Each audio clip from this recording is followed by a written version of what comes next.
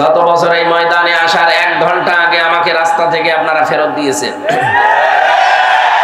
যারা ফেরত দিয়েছিলেন কোথায় আপনারা? ওয়াকাযালিকা আখযু রাব্বিকা ইযা আখাযাল কুরা ওয়া হিয়া যালিমা ইন্না আখযাহু আলীমুন শাদীদ। সূরা হুদের 102 নম্বর আয়াতে আল্লাহ জানিয়েছেন, হে নবী, এইভাবে করে আমি যারা পাপিষ্ঠ তাদেরকে পাকড়াও করি, আর আমার ধরা বড় শক্ত ধরা, কারণ তারা জালেম ছিল। এই জন্য পৃথিবীতে সবচাইতে বড় জালেম হচ্ছে কোরআনে কারিমের কাছে না আসা। আমান আযলামু মিম্মান ইফতারা আলাল্লাহিল কাযিবা ওয়া হুয়া ইউদআ ইলাল ইসলাম আল্লাহু লা ইয়াহদিল কওমাজ জালিমিন। সূরা সফের ভেতরে আল্লাহ জানিয়েছেন, আমি আল্লাহর দৃষ্টিতে সবচাইতে বড় জালেম ওই লোকটা যাকে ইসলামের দিকে ডাকা হয় কিন্তু সে আল্লাহকে মিথ্যা প্রতিপন্ন করে। এই 15.5 বছর এটা সবচাইতে বেশি ছিল। বলেন তো, আমি যতদিন কোরআনে কারিম হাতে নিয়ে আপনাদের ডাক দিয়েছি, আমার বাবার দিকে ডেকেছি, আমার দাদার দিকে ডেকেছি। আমি তো কোরআনের দিকে ডাকতাম, আর আমি আন্দাজে ডাকি না, আমি বুঝে শুনে ডেকেছি। কুল হাদিহি সাবিলি আদউ ইলাল্লাহ আলা বাসীরাতিন আনা ওয়া মান ইত্তাবা'আনি ওয়া সুবহানাল্লাহি ওয়া মা আনা মিনাল মুশরিকিন। সূরা ইউসুফের 108 নম্বর আয়াতে আল্লাহ জানিয়েছেন, নবী আপনি বলুন এইটাই আমার পথ। এই কি আশ্চর্য, কথা বলেন কেন? কথা বলা যাবে না, যেখানে আছেন ওইভাবে থাকেন। যারা দাঁড়িয়ে আছেন, বসে আছেন, দরকার হয় বিভিন্ন জায়গা আছে, শুয়ে পড়েছে, কথা বলবেন না। কোরআন শোনার আদব, কথা বলা যাবে না। ফাসতামিউ লাহু ওয়া আনসিতু, চুপ থাকা লাগবে, মনোযোগ সহকারে শোনা লাগবে। এটা কি গানের অনুষ্ঠান? এটা ইবাদত চলছে এখন। দেখেন না কিভাবে বসে আছে। আল্লাহ তাআলা জানিয়েছেন, ওয়াইদা সামিউ মা উনজিলা ইলার রাসূলি তারা আয়ুনাহুম তাফিদু মিনাদ দাম'i মিম্মা আরাফু মিনাল হক। হে নবী, আপনার কাছ থেকে যখন কোরআন ওরা শ্রবণ করবে, যারা বুঝবে এর মর্ম মানিগুলো কি আল্লাহ বলতে চায় আর আমি কি করি, তখন দেখবেন ওদের চোখ দিয়ে মনের অজান্তে পানি বের হচ্ছে। এই জন্য কোরআনের আলোচনা ভালো করে শোনেন। কষ্ট হচ্ছে, কথা বন্ধ বলা যাবে না, সহ্য করেন। ধৈর্যের ফল মিঠা হয়, একটু ধৈর্য ধরেন ভাই। পাবনাবাসী আল্লাহ রাব্বুল আলামিন আয়াত দিয়ে জানিয়েছেন, হে নবী আপনি বলুন আমি আল্লাহর দিকে মানুষকে ডাকি, এইটাই আমার পথ। আর আমি আন্দাজে ডাকি না, আমি বুঝে শুনে ডাকি। শুধু এটা আমার কাজ না, না ওয়া মান ইত্তাবা'আনি, আমাকে যারা অনুসরণ করবে দুনিয়াতে তারা আল্লাহর দিকে মানুষকে ডাকবে। এ ঘোষণা কার?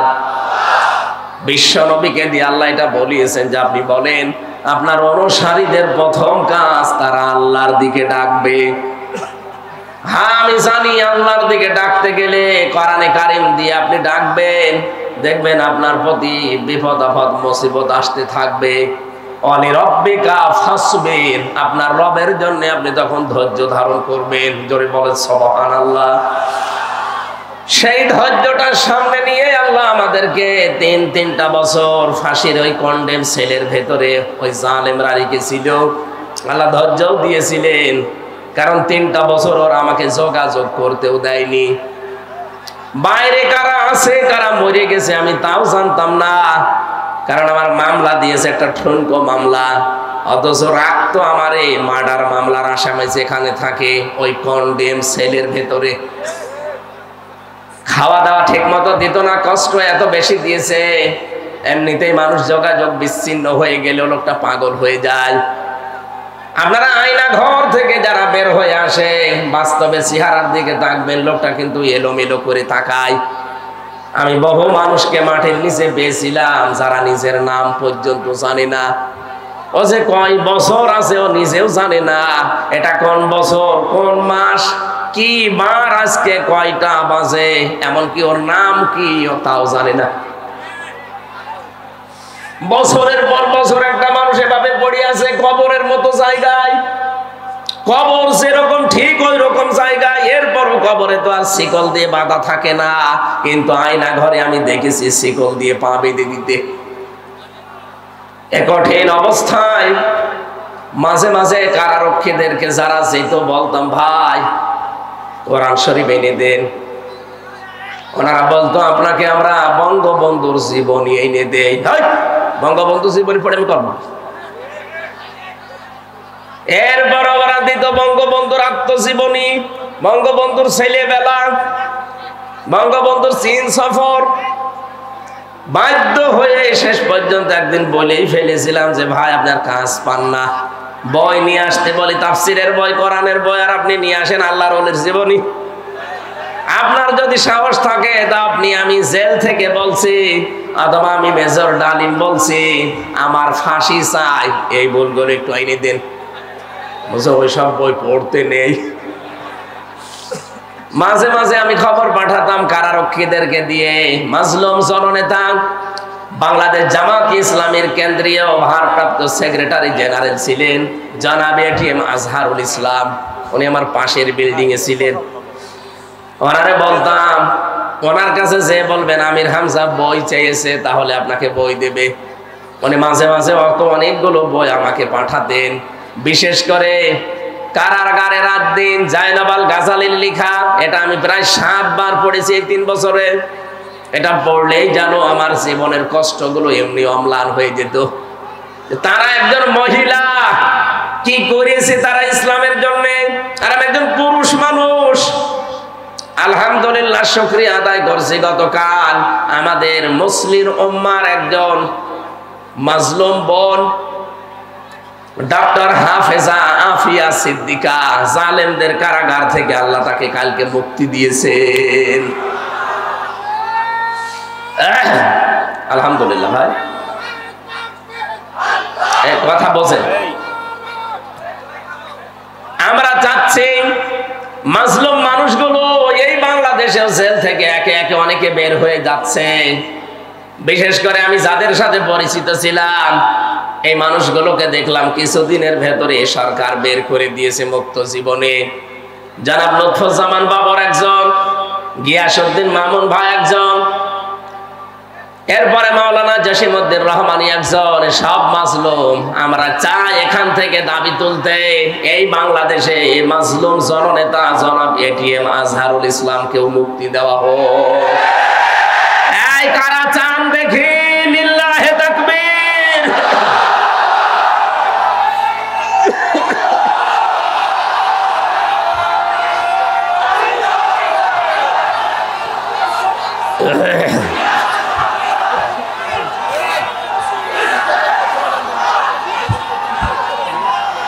আলহামদুলিল্লাহ।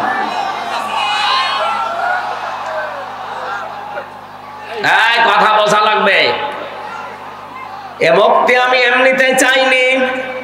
কোরআনে কারিমের সূরা ফাতাহ 18 নম্বর আয়াতের তাফসীর আমি আজকেও পড়ছিলাম। এখানে আওয়াজ হয় বেশি, কি সমস্যা কি? এখানে কেউ দাঁড়িয়ে থাকবেন না ভাই, সবাই বসে পড়ে। আপনারা কি আরম্ভ করেছেন? বেয়াদবি হয়ে যাচ্ছে। আল্লাহর রাস্তায় কথা বন্ধ করেন ভাই, খুব গুরুত্বপূর্ণ মেসেজ আজকে আছে, একটু একটু একটু একটু সময় দেন। আমি এমনিতে অসুস্থ, এই একটা মাহফিলের জন্য আমার আজকে প্রায় যাওয়া আসা মিলে 2000 কিলো রান করা লাগছে। কোথায় চট্টগ্রাম বিভাগে ছিলাম, আজকে এসেছি আবার কালকে চট্টগ্রাম বিভাগে, সবগুলো তাও দিনের বেলা। আপনাদের এই শুধু একটা পাবনার মানুষের যেহেতু আসতে দেয় না, এবার কে বাধা দেয় এইটার জন্য এসেছি। এবার তো কেউ মাইকও কেটে নেয় না, সামনেও দাঁড়ায় না, জালেমরা সব পালিয়েছে। সূরা ফাতিহা 18 নম্বর আয়াতটার ব্যাখ্যা পড়ে আমি এটিএম আজহারুল ইসলামের সাথে মিলিয়েছি, দেখলাম খাপের খাপ মিলে যাচ্ছে। 1500 বছর আগে হুদায়বিয়ার যে সন্ধির কথা আমরা শুনি, বিশ্ব নবী 1400 সাহাবী নিয়ে এসেছিলেন হজ করার জন্য। কাফেররা হুদায়বিয়া নামক জায়গায় তাকে বাধা দিল। হযরত ওসমানকে নবীজি বললেন, যাও সমঝোতা করে এসো। হযরত ওসমান বিন আফফান রাদিয়াল্লাহু তাআলা আনহু গিয়েছে। তারা ওসমানকে আটক করার পরে ঘোষণা দিয়েছে, কতিলা ওসমান ইবনে আফফান রাদিয়াল্লাহু তাআলা আনহু। ওসমান ইবনে আফফানকে হত্যা করা হয়েছে, মেরে ফেলা হয়েছে। নবীজি কথাটা শুনলেন, সঙ্গে সঙ্গে সাহাবীদেরকে ডাক দিয়ে বললেন, তাবুর সামনে হাজির হয়ে যাও। এহরামের যে কাপড় পরা আছে খুলে ফেলো, সাধারণ কাপড় পরিধান করো। অনেকে রোজা রেখেছে, রোজা সব ভেঙে ফেলো। এখন আবার নতুন করে শরীরে শক্তি সঞ্চয় করো। এই যে বাবলা গাছের নিচে আমি হাতটা ফেলে দিলাম, আমার হাতের উপরে তোমরা হাত নিয়ে শপথ বাক্য পাঠ করো। রব্বুল আলামিন বলেন, লাকাদ রাদিয়াল্লাহু আনিল মুমিনিনা ইয ইউবাইউনাকা তাহতাশ শাজারাতি ফাআলিমা মা ফি কুলুবিহিম ফানজালাস সাকিনাতা আলাইহিম ওয়া আসাবাহুম ফাতহান করিবা। আয়াতে তিনটা সুসংবাদ আছে। সামনে যেটা আমাদের আসতেছে, আমি দেখতে পাচ্ছি কোরআনের আয়াতের দিকে তাকিয়ে। আল্লাহ আয়াত শুরুই করলেন লাকাদ দিয়ে। আল্লাহ পাক বলেন, অবশ্যই আমি আল্লাহ রাদিয়াল্লাহ, আমি রাজি হয়ে গেছি। আমি রাজি হব না, হয়ে গেছি। অবশ্যই আমি আল্লাহ রাজি হয়ে গেছি। আনিল মুমিনিনা, এই মুমিনদের উপরে, তাহতাশ শাজারাতি, এই গাছের নিচে, ইয ইউবাইউনাকা, যারা আপনার হাতের উপরে হাত দিয়ে বায়াত নিচ্ছে, শপথ পাঠ করছে, এই সবার উপরে আমি আল্লাহ রাজি হয়ে গেছি। তাফসিরে ফি জিলালিল কোরআন সাইয়্যিদ কুতুব রাহমাতুল্লাহ আলাইহি লিখেছেন, সঙ্গে সঙ্গে নবী নিজের বাম হাতটা সবার উপরে তুলে ধরলেন। সাহাবী জিজ্ঞাসা করলেন, হে নবী, আপনি বাম হাত তুলে ধরলেন কেন? নবীজি বলেন, আজকে যে 1399 জন এখানে আছো, আর একজন তো নেই, ওনাকে মেরে ফেলা, হত্যা করার কথা জানিয়েছে। সুতরাং আজকের এই শপথ বাক্যে, এই অনুষ্ঠানে যত মানুষ আমরা আছি, সবার উপরে আমার আল্লাহ সন্তুষ্ট হয়ে গেছে। আমরা সবাই এখানে এসেছি, সবাই আল্লাহর সন্তুষ্টি পেয়ে গেলাম। কিন্তু ওসমান এখানে নেই, ওসমানের উপরেও তো আল্লাহ রাজি হওয়া লাগবে। এই জন্য এই হাতটা আমি তুলে ধরলাম, এটা ওসমানের হাত। তার মানে আজকের এই ময়দানে যে 1400 মানুষ আছে, একজনের উপরও আল্লাহর নারাজ নেই, প্রত্যেকের উপরে আল্লাহ খুশি হয়ে গেছে, সন্তুষ্ট হয়ে গেছে। কারণ মাত্র একটা, ওরা নিরপরাধ, একটা বিনা দোষে একটা মানুষকে ওরা হত্যা করার ঘোষণা শুধু দিয়েছিল, মেরে কিন্তু ফেলেনি, মিথ্যা ছড়িয়েছে। আল্লাহর নবী একজন মানুষকে বিনা কারণে বিনা অপরাধে মেরে ফেলবেন, এইটা তিনি মেনে নিতে পারেননি। শুধু মেনে নিতে পারেননি তা না, নিজের সাথে 1399 জন যারা ছিল সবাইকে জীবন দেওয়ার জন্য তিনি বাক্য পাঠ করাচ্ছেন, শপথ। আজ বাংলাদেশে কত মানুষ বিনা অপরাধে বিনা কারণে বিদায় হয়ে যায় জালেমদের চক্রান্তে। কথা বলে না কেন? শহীদ মাওলানা আব্দুল সোবহান তার ভেতরে একজন। আপনি আন্দাজে যে দোষী দেন না কেন, শয়তানও বিশ্বাস করে না। শহীদ আল্লামা দেলাওয়ার হোসাইন সাইদি, শহীদ মাওলানা মতিয়ার রহমান নিজামী রহমতুল্লাহ আলাইহি, যতগুলো শহীদ হয়েছে আপনি তাদের পেছনের জীবন খোঁজ খবর নিয়ে দেখবেন, যে দোষে তারা দোষ দিয়েছে, একটা দোষও তাদের জীবনে ছিল না। আপনার দোষ নেই, আপনি যখন হত্যার সাথে জড়িত, আপনার দোষ নেই। 2006 সালের 28শে অক্টোবর জসিম ভাইকে আপনি পিটিয়ে মারার পরে তার লাশের উপর ড্যান্স দিয়েছেন। পৃথিবী ভুলে যায়নি। আমি সিরাজগঞ্জ থেকে একবার আসছিলাম, তখন বাসে আসতাম, 7 সাল, তখন ছোটখাটো ওয়াজগুলো আমাকে নিয়ে মানুষ করাতো। তখন আর গাড়ি নিয়ে যাওয়া দূরের কথা, বাসে গেলেও টাকা দিত না। 300 টাকা দিয়েছে কুষ্টিয়া থেকে সেই সিরাজগঞ্জ যাওয়া আসা ভাড়াই লেগে যায় 220 টাকা। ওই সময় বাসে এসে শেষ করে ড্রাইভারের পেছনে বসে আছি, দেখলাম গাড়ি চলতে চলতে হঠাৎ বাম দিয়ে চালিয়ে দিল। ড্রাইভারকে বললাম আপনি এমন করলেন? হুজুর দেখেন না একটা মরা কুকুর পড়ে আছে, আমি ডবল করে ওর গার উপরে চাকা চালিয়ে দেব, আমার বিবেক নেই। আমি বললাম আরে ভাই তো মরা কুকুর, তো মরে গেছে, ওকে মারলে কি আর না মারলে কি? ড্রাইভার আমার দিকে তাকিয়ে বলছে হুজুর আপনি কি আসলেই হুজুর নাকি ভয় ধরেছেন? আপনি কেমন হুজুর? আপনি দেখেন যে একটা মরা কুকুর পড়ে আছে, আমি ডবল করে গাড়ি চালাবো, আমার বিবেক কি মরে গেছে? হ্যাঁ, এইটা শোনার জন্য আমি ছিলাম। আপনার নাম কি? বলছে সুব্রত। তার নাম শুনে বুঝলাম ওর ঈমান নেই কিন্তু বিবেক আছে। কথা বলে না কেন? ঈমান নেই, কি আছে? বিবেকের তাড়নায় সে মরা জিনিস যদিও নিকৃষ্ট, তারপরে ডবল করে মারলো না, গাড়ি বাম দিয়ে চালালো, তারপর ডাইরেক্ট দেয়নি, বিবেকে বাধা দিয়েছে। আর আপনি মানুষ, আপনি একজন হাজী সাহেবা, কিসের ঈমান আপনার? আপনার ঈমানও নেই, বিবেকও নেই। জীবিত মানুষের একটা লাঠি বৈঠা দিয়ে আপনি লগি বৈঠা দিয়ে পিটিয়ে মেরে ফেলার পরও যদি ছেড়ে দিতেন না, লাশের উপরে ড্যান্স দিলেন। আপনার বিবেক কিছুই নেই, বিবেকের উপরে কুকুরে প্রসাব করেছে, বলেন নাউজুবিল্লাহ। এই জন্য আমরা এই বাংলার 18 কোটি মানুষ এখন চাই 2006 28 অক্টোবর থেকে শুরু করে 24 সালের 5 অক্টোবর পর্যন্ত যত মানুষ হত্যা হয়েছে প্রতিটি হত্যার বিচার করা লাগবে। কথা বলেন না কেন? ওরা একজন মানুষকে হত্যার কথা জানিয়েছে, এই জন্য যদি নবী 1399 জন রেডি করিয়ে শুরু রেডি করেননি, ফরজ 2টা বিধান লঙ্ঘন করেছেন, একটা হজ আর একটা রোজা, বলে পরে করে নেব, আগে হত্যার বিচার না করে কোনোদিন আর মদিনায় ফেরত যাব না। ওরা এই ঘোষণা শোনার পরে হযরত ওসমানকে ছেড়ে দিয়েছে। আমার তো মনে হচ্ছে আজকের এই বিশ্বে 210 কোটি মুসলমান আমরা তামাম দুনিয়ায়, কত 57টা মুসলিম রাষ্ট্র, এতগুলো মুসলিম রাষ্ট্র থেকে যদি একবারে এই মুসলিম লোকটার পক্ষে আমরা আওয়াজ তুলতে পারি যে না, বিনা অপরাধে কাউকে আমরা মেরে ফেলতে দেব না, আর কতদিন রাখবেন আপনি এভাবে কষ্ট দিয়ে? আমার মনে হয় আমরা যদি শপথ বাক্য পাঠ করতে পারি, ওই 1399 জনের উপরে আল্লাহ যেমন রাজি হয়ে গিয়েছিলেন, আমাদের উপরও আল্লাহ রাজি হয়ে যাবেন। কিন্তু পরে 3টা কথা আছে, ফালিমা মা ফি কুলুবিহিম। আল্লাহ পাক বলেন তাদের মনে যেটা ছিল ওইটা কিন্তু আমি জানতাম। সুতরাং আমাদের মনের কথা না মুখের কথা এটা কিন্তু আল্লাহ জানে। এই মাজলুম লোকটাকে জেলখানার অন্ধ প্রকোষ্ঠ থেকে বের করতে আমরা যেটা বললাম, এটাকে আমাদের মুখের কথা না মনের কথা?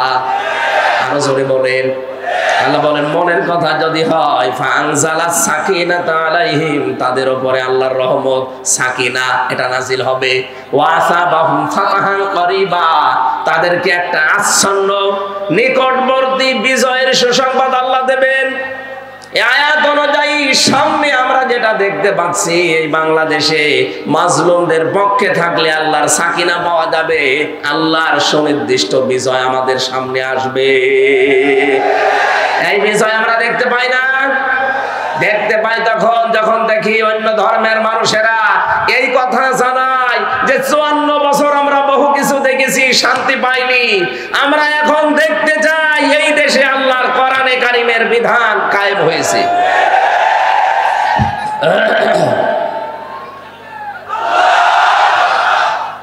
আমার ভাইরা, সুতরাং সত্যের পক্ষে, ন্যায়ের পক্ষে, ইনসাফের পক্ষে আমাদের দাঁড়ানো লাগবে। আজকের এই আহ্বান এই আয়াত থেকে সুনিশ্চিত এবং নিকটবর্তী বিজয়ের সুসংবাদ আল্লাহর পক্ষ থেকে পাওয়া যাবে, যেটা আল্লাহ আমাদেরকে সামনে দেখিয়ে দিচ্ছেন। সকলে বলেন আমিন। দরুদ আর সালাম পাঠের মাধ্যমে আজকের তেলাওয়াত কিন্তু আয়াত থেকে আমরা আরম্ভ করছি। আমি কোরআনে কারিমের সূরা মুদ্দাসসির 7টা আয়াত পড়েছি। এত আয়াত আমি তাফসীর মাহফিলে পড়ি না, আজকে একটু বেশি হয়ে গেছে। আপনারা সময় দেবেন না ইনশাআল্লাহ? আমার শরীর যেন সাপোর্ট দেয়, সকলে বলেন আমিন। সূরা মুদ্দাসসির, নবীজিকে আল্লাহ পুরা কোরআনে 7টা নাম ধরে ডাক দিয়েছিলেন, তার ভেতরে মুদ্দাসসির একটা। প্রথম যে আয়াতগুলো কোরআনের নাযিল হয় এই পৃথিবীতে আমরা জানি, অনেকে এই সূরা আলাকের প্রথম 5 আয়াত, তো অনেক তাফসীর কারক লিখেছে না, প্রথম আয়াত নাযিল হওয়া কোরআনে কারীমের এই সূরা মুদ্দাসসিরের প্রথমে এই 7টা আয়াত। দুইটা বর্ণনায় ঠিক আছে। প্রথমটা নাযিল হওয়ার পরে নবীজি যখন হেরা গুহায় বিশ্বনবী মুহাম্মদ রাসূলুল্লাহর কাছে ফেরেশতা এসে বলেন, ইয়া মুহাম্মদ ইকরা, নবীজি বললেন, মা আনা বিকারি, আমি পড়তে পারবো না, আমি পড়তে জানি না। এই শব্দটা আমি বাংলা অর্থে মিলাতে পারি না, এখানে বাংলা অর্থ হবে আমি পড়তে পারবো না। পড়তে পারবেন না মানে আমি বলে বলে দে, আপনি পড়েন ইকরা ইকরা ইকরা। এই এদিকে তাকান, গুরুত্বপূর্ণ একটা তথ্য এখানে আছে। তিনবার তিনি বললেন মুহাম্মদ পড়েন, তিনি বললেন আমি পড়তে পারবো না, আমি পড়তে জানি না। এ শব্দ আমরা যদিও বাংলায় অর্থ করি, বাংলা অর্থ হবে আমি পড়তে পারবো না। কেন পারবেন না? ফেরেশতা জিবরাইল চতুর্থবার যখন বললেন ইকরা বিসমি রাব্বিকাল্লাযী খালাক খালাকাল ইনসানা মিন আলাক ইকরা ওয়া রাব্বুকাল আকরামুল্লাযী আল্লামা বিল কলাম আল্লামাল ইনসানা মা লাম ইয়ালাম।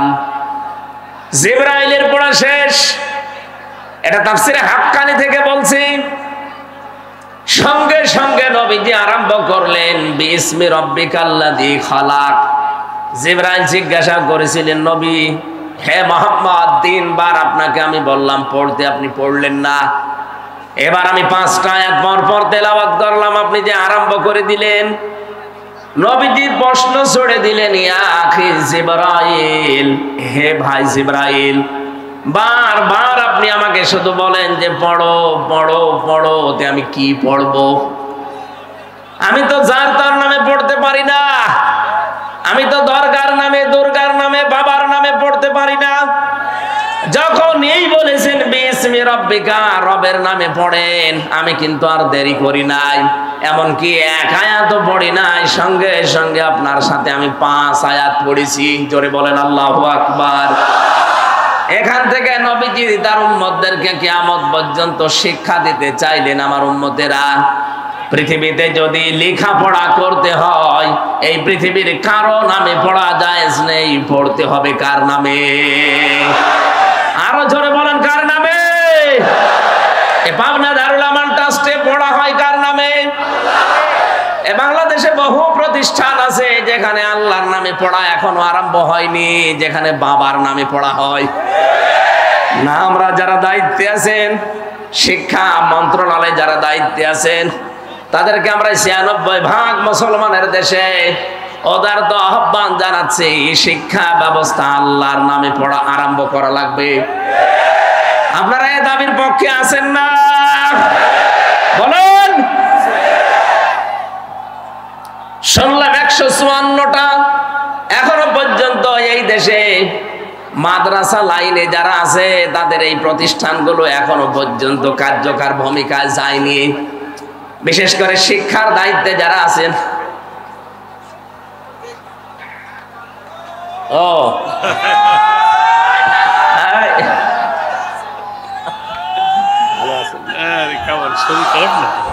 জ্বর হয়েছে, তাহলে আমি ছেড়ে দিই।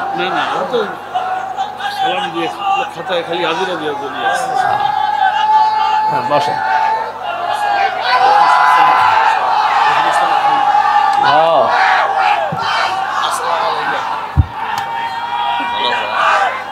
এই বাতাস কি তোমার খুব জরুরি? ভাইবে যাচ্ছে তো, একটু সালাম দিক দুইজন। সালাম দিছিল আপনার 2-4 মিনিট পয়েন্টটা ঠিক করে। হ্যাঁ ঠিক আছে, বসেন। বাংলাদেশ জামাত ইসলামীর সেক্রেটারি জেনারেল এবং সহকারী সেক্রেটারি জেনারেল দুইজনই এসেছে আমাদের মাঝে, আমরা ওয়েলকাম জানাচ্ছি। তাদের সুস্বাস্থ্য এবং দীর্ঘায়ু কামনা করছি, সকলে বলেন আমিন। ওনারা দোয়া নেওয়ার জন্য এসেছেন আপনাদের এই মুসলিম জনতার কাছে আমরা দেব। আমরা এই পয়েন্টটা শেষ করি, এরপরে এই আপনারা বসেন ভাই, পরে পরে বসেন। আমার ভাইরা, ধর্ম উপদেষ্টা হিসাবে যিনি এখন দায়িত্বে আছেন ডক্টর আফামা খালিদ সাহেব, উনি অলরেডি বাংলাদেশের মসজিদের খতিব, ইমাম এবং মুয়াজ্জিনদেরকে সরকারিভাবে, বিশেষ করে পশ্চিমবঙ্গের মতো তাদের ভাতার ব্যবস্থা অলরেডি করছে। এটা যদি কায়েম হয়, এই দেশে যতগুলো প্রতিষ্ঠান আছে, বিশেষ করে বাঁকা চোখে দেখা হয় যাদেরকে আল্লাহর নামে পড়ানো হয়, এই জন্য বাঁকা চোখে দেখা হয়। ৯৬% মুসলমানের দেশে আমরা আহ্বান জানাবো এইগুলো তাড়াতাড়ি কলেজের মতো এমপিওভুক্ত করা হোক, সরকারিকরণ করা হোক, এটা আমরা চাই না। তাহলে তখন এই 2 টাকা 5 টাকার জন্য আপনার পেছনে ঘোরা লাগবে না তাদের। নবীজি বললেন, জিবরাইল বারবার আমাকে বলেন যে পড়ো পড়ো পড়ো, আমি পড়বো কি? যখনই বলেছে বিসমি রব্বিকা, রবের নামে, তখন আমি আর দেরি করি না। সুতরাং আহ্বান জানাবো আমাদের ছেলে মেয়ে যাদের আছে এইরকম প্রতিষ্ঠান, যেখানে পাবেন অন্তত 3 থেকে 5 বছর আপনি ছোটকালে তাদেরকে কোরআনের সাথে সম্পৃক্ত করার জন্য পড়াবেন। কারণ কোরআনের সাথে সম্পর্ক মানে রবের সাথে সম্পর্ক। কথা বলেন ঠিক কিনা? 3 থেকে 5 বছর আপনি একটু চেষ্টা চালান, এরপর আপনার ছেলেকে আপনি ডক্টর বানান, ডাক্তার বানান, ইঞ্জিনিয়ার বানান, ডিসি বানান, এসপি বানান, যা বানাবেন কোনো অসুবিধা নেই। শুধুমাত্র এখানে 3 থেকে 5 বছর এরকম যত প্রতিষ্ঠান বাংলাদেশে আছে যেখানে কোরআনের শিক্ষা দিয়ে রবের সাথে সম্পর্ক করা হয়, আমি 2টা গ্যারান্টি আপনাকে দিতে পারি। এই 3 বছর 5 বছরের কারণে আপনার ছেলে কোনোদিন নেশা করবে না। 2 নম্বরে, কোনোদিন শেষ বয়সে আপনাকে বৃদ্ধাশ্রমে রেখে আসবে না। কয়েকদিন আগে আমি নীলফামারীর কিশোরগঞ্জ থানায় গিয়েছিলাম, ওরা আমাকে বৃদ্ধাশ্রমে নিয়ে গেল দেখার জন্য। যে দেখি এইদিকে 25 জন, এইদিকে 25 জন, 50 জন মা আর বাবা বসে আছে। এদের চেহারার দিকে তাকিয়ে আমি বুঝতে পেরেছি সবাই তার সন্তানের জন্য বরদোয়া করছে। তাদেরও তো আমাদের মতো ছেলে মেয়ে নেই। এই কথা বলেন না কেন? আমি 2 জনের সাথে কথা বলেছিলাম, একজনের ছেলে ডিসি আর একজনের ছেলে আমেরিকায় থাকে, অথচ মা আর বাবা 2 জন বৃদ্ধাশ্রমে। চোখের ভেতরে ছলছল করছে পানি। আপনি আজ পর্যন্ত শুনেছেন যে কোরআন জানে, হাদিস জানে, আলেম না, শুধু কোরআনের জ্ঞান আছে, আল্লাহ সম্পর্কে জ্ঞান রাখে, এরকম মানুষ তার মা বাবাকে বৃদ্ধাশ্রমে রেখে দিয়েছে? যদি কোনো জায়গায় রেখে দেয়ও, এর পেছনে একটা কারণ আছে। আমি যতটুকু খোঁজ নিয়েছি, যদি এরকম কিছু পায়ও, আপনি দেখবেন হয় তার স্ত্রীর কারণে, শ্বশুর শাশুড়ির কারণে মা বাবাকে হয় আলাদা করে দেয়, নাই বৃদ্ধাশ্রমে রেখে দেয়। আল্লাহর সাথে, রবের সাথে পরিচয় থাকার পরও অনেক সন্তান পারে না, কারণ স্ত্রীর মন রক্ষা আর শ্বশুর শাশুড়ির দিকে তাকা দিয়ে নিজের মা বাবাকে ছেড়ে দেয়। কথা বলে না কেন? আমার এই চোখের দেখা, মাত্র 7 বছর বয়স, এখনো পর্যন্ত আলিফ বা তাসা খুব বেশি ভালো করে পারে না, কয়েকদিন ভর্তি হয়েছে মাত্র। ওস্তাদ দেখলাম বৃষ্টির ভেতরে এসে অজু করবে, ছাত্র পানি ঢেলে দিচ্ছে, কাদা লেগেছিল কাদা ছড়িয়ে দিচ্ছে, মাত্র 7 বছর। আমি এই চোখেও দেখেছি। বিশ্ববিদ্যালয়ে ক্লাস চলছে, আমি তখন জাহাঙ্গীরনগরে ছিলাম, মাস্টার্সে ক্লাস চলছে, শিক্ষককে জুতা দিয়ে পিটাচ্ছে ছাত্র। বলছে বাংলাটা বলতে পারলাম না, যে তোরে আমি মেরেই ফেলবো। শিক্ষক বলছে, বাবা তুই আমারে ছেড়ে দে, আমি জীবনে আর ক্লাসে আসবো না। বলে না, তোরে আমি বলেছিলাম যে ওই সিটটা দিতে দিলি না, তোরে আমি মেরেই ফেলবো। ওইটাও ছাত্র, এটাও ছাত্র, ওইটা অলরেডি মাস্টার্সে পড়ছে, জানোয়ার হয়ে গেছে, আর এটা এখনো আলিফ বা শেষ হয়নি, এটা মানুষের মতো মানুষ হচ্ছে। কথা বলেন না কেন?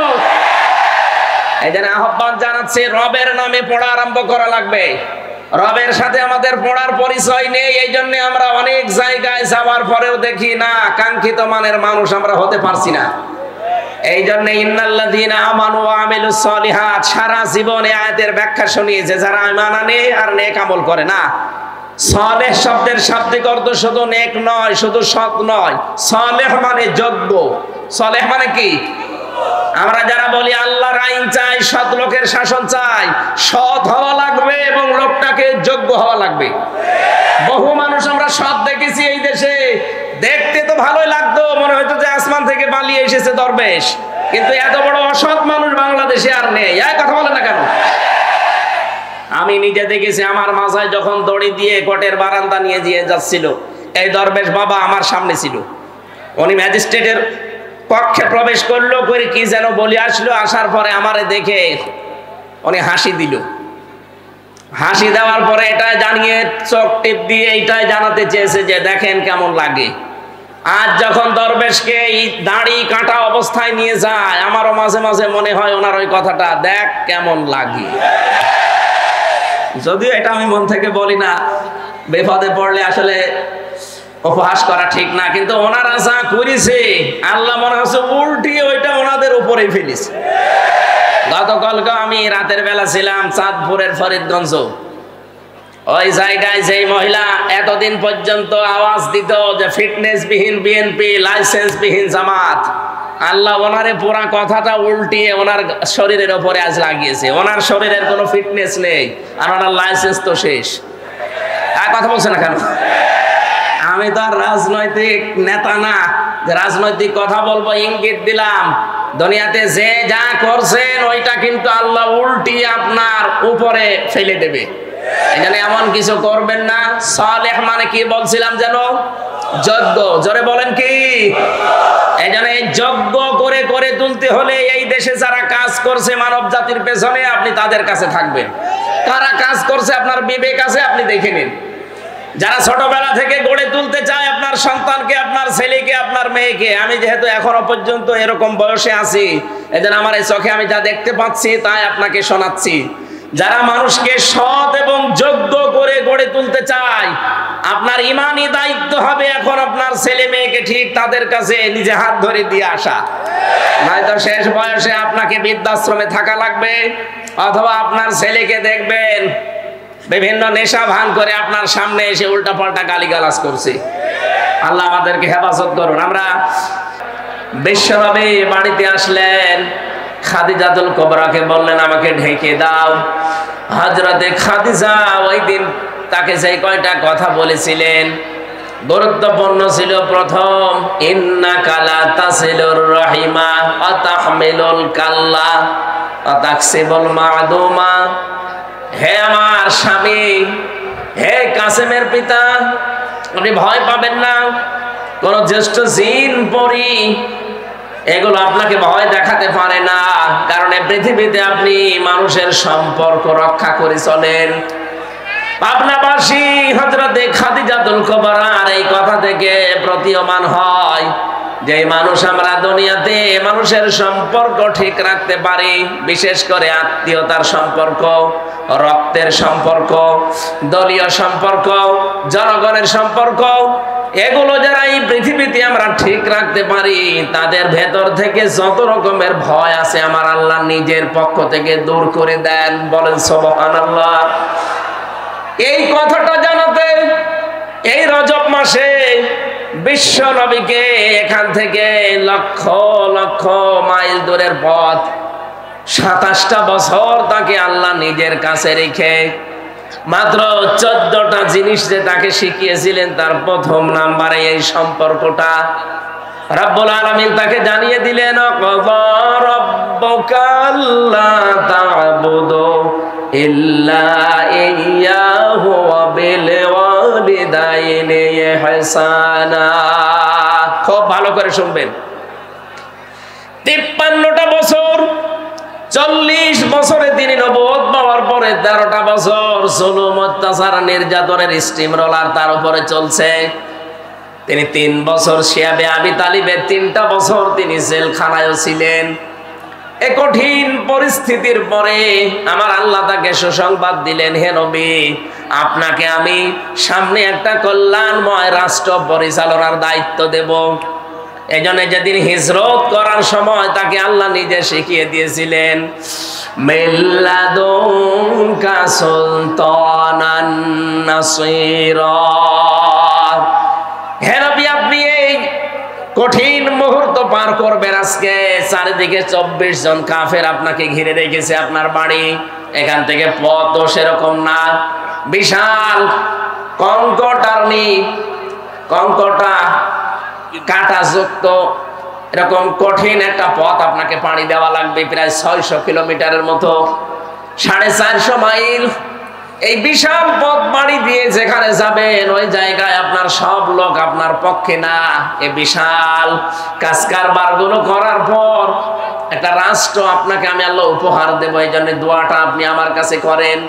আর যারা কথা বললেই বলেন মাওলানা মানুষ, হুজুর মানুষ, পীর সাহেব মানুষ, এরা ময়দানে আসবে কেন? এরা পরিবার সমাজ রাষ্ট্র নিয়ে এরা কথা বলবে কেন? কথা বলতে গেলে এদেরকে আপনি ধর্ম ব্যবসায়ী বানিয়ে দেন, এদের নামে আপনি এই ট্যাগটা দিয়ে দেন। ভালো করে শোনেন, আল্লাহ নিজে নবীকে শিখিয়েছেন যে আমার কাছে দোয়া করেন যে একটা কল্যাণকর রাষ্ট্র ক্ষমতা আমাকে দাও যার ভেতরে তোমার সাহায্য থাকে। এজন্য মানুষকে বানানোর যে 3টা উদ্দেশ্য আমরা পড়া কোরআনে পেয়েছি, তার প্রথম উদ্দেশ্য আল্লাহ জানিয়েছেন, এদিকে তাকান, ইন্নী জাইলুম ফিল আরদি খলিফা। ফেরেশতাদেরকে আল্লাহ বলেছিলেন আমি পৃথিবীতে মানুষ পাঠাতে চাই। কি হিসাবে পাঠাবো? আমার খলিফা হিসাবে। খলিফা মানে প্রতিনিধি, খলিফা মানে জবান খোলেন, খলিফা মানে কি? আল্লাহর যেই কাজটা করার দরকার উনি না করে ওনার প্রতিনিধি পাঠিয়েছেন, সেইটাই আমরা। প্রতিনিধিকে আল্লাহ পাঠালেন কোথায়? জাইলুম ফিল আরদি, জমিনে। কোন জায়গায়? আরো জোরে বলেন। আপনাবাসী জবান খুলে উত্তর দেবেন, আমরা কি আজ আল্লাহর খলিফা হিসাবে জমিনে আছি? না, জমিনটা জালেমরা ফাঁকা পেয়েছে, এই জন্য তো 180 মাইল বেগে চালাচ্ছিল।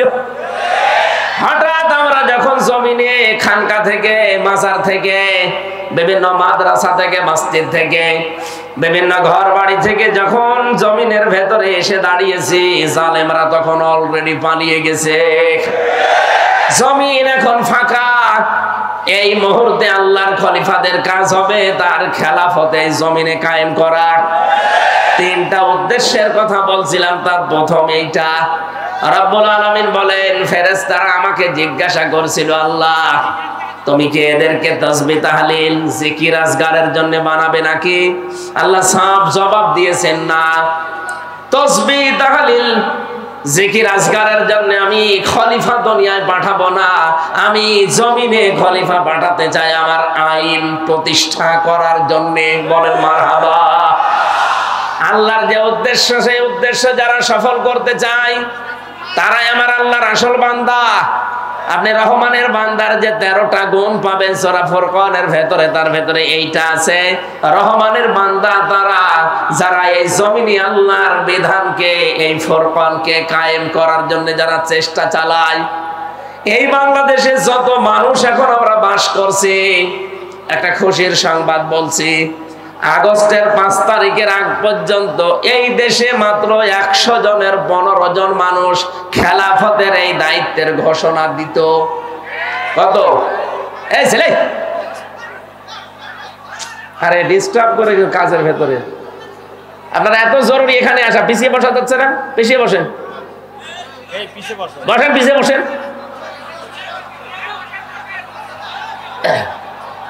হ্যাঁ, কথা বলা যাবে না, কথাগুলো বসেন। পাবনাবাসী গুরুত্বপূর্ণ এই বিধানটা পালন করার জন্য আল্লাহ রাব্বুল আলামিন আমাদেরকে যেখানে পাঠিয়েছিলেন, ফেরেশতারা যখন জিজ্ঞাসা করেছে আল্লাহ এদেরকে কি জিকির করার জন্য, তাসবিহ করার জন্য পাঠাবে? আল্লাহ বলেন না, আমার বিধান কায়েমের জন্য। এই জন্য সূরা ফুরকানের থেকে যে উদাহরণ দিলাম, রহমানের বান্দা আমরা যারা এই দেশে আছি দাবি করতাম, এতদিন আমি একটা জরিপ পেয়েছিলাম, 100 জনের মাত্র 15 জন চাইতো এদেশে আল্লাহর বিধান কায়েম হোক আগস্টের 5 তারিখের আগে। অথচ 4.5 মাস পরে জানুয়ারিতে একটা রিপোর্ট পেয়েছিলাম, এই দেশে এখন 100 জনের 58 জন মানুষ চাচ্ছে আল্লাহর বিধানে জমিনে কায়েম হোক। কয়েক মাসের ব্যবধানে মানুষের পরিবর্তন এত এসে গেছে, হিন্দু পর্যন্ত এখন চাচ্ছে কোরআনের বিধান কায়েম হোক। কয়েকদিন আগে জামাত ইসলামের শ্রদ্ধাভাজন আমির জামাত গাইবান্ধায় গিয়েছিলেন। একজন পুরোহিত, একজন ঠাকুর, হিন্দু বেটা উনি আগে বক্তব্য দিতে গিয়ে জানিয়েছেন এই দেশে কোরআনের বিধান কায়েম হলে আমরা সবচাইতে বেশি নিরাপদে থাকতে পারবো। এই জন্য জালেমদের তো মাথা খারাপ এতদিন ছিল, এখন অনেক মুনাফিক মানুষের মাথা দেখছি খারাপ হয়ে গেছে। ওরাও তো এগুলো দেখে যে হচ্ছেটা কি। এই জন্য মাওলানা মিজানুর রহমান আজহারি একটা কি যেন টাচ দিয়েছে, অনেকের মাথায় গিয়ে লেগেছে। উনি শুধু টাচ দিয়েছিল, এতদিন এক দল খেয়েছে আর এক দল খাওয়ার জন্য রেডি হয়ে আস। আপনারে বলিছে কয়েকদিন আগে আমার সিলেটে ওনার সাথে অনুষ্ঠান ছিল, উনি আমারে বলছে হামজা ভাই আমি বললাম যে একদল খেয়েছে আর একদল খাওয়ার জন্য রেডি হয়ে আছে, একটা গ্রুপ দেখলাম গায়ে মেখে নিল, কারণ কি? আমি তো আর কাউকে উদ্দেশ্য করে বলি নাই। এই দেশে 48টা প্রায় নিবন্ধিত দল, আরো আছে নিবন্ধনের বাইরে, সব মিলে প্রায় 73টার উপরে। কারো গায়ে লাগে না, আপনার গায়ে লেগেছে কোন কারণে? তার মানে অবশ্যই আপনি এরকম কিছু করবেন বলে আশা করি আছে। গত 2 দিন আগে একজন ঘোষণা দিয়েছে যে 15.5 বছরে কোরআনের কথা বলতে হলে তো অনুমতি নেওয়া লাগতো, আমরা যদি যেতে পারি অনুমতি দেব না। আরে ভাই আপনি এই কথাটা আগেই বলে ফেললেন, কয়দিন পরে বলতে পারতেন না? জনগণ তো সব জেনে ফেললো। আপনার যে আশা ছিল আশায় গুড়ে বালি, কথা বলেন না কেন? এদেশে আর কিছু থাক বা না থাক, কোরআনে কারিম দেশে থাকবে ইনশাআল্লাহ। 4.5 মাসে যদি 15 থেকে 58 হয়ে যায়, আর 4.5 মাস যেতে দেন। আমার তো চোখে দেখা এই দেশে 100 জনের 100 জন মানুষ বলবে ওরা কোরআন চায়। আমরা চাই না, কারা চান দেখি? লিল্লাহি তাকবীর।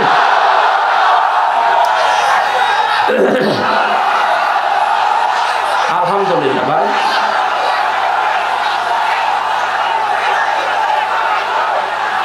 আমার ভাইরা কথা বলছেন,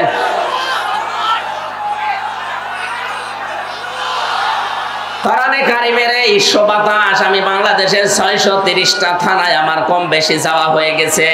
আমি দেখতে পাচ্ছি এদেশের মুসলমান, হিন্দু, বৌদ্ধ, খ্রিস্টান নেই, মানুষ পদ পাচ্ছে যারা বিবেচিত, সবাই এক বাক্যে আওয়াজ তুলছে আমরা কোরআনের বিধান চাই।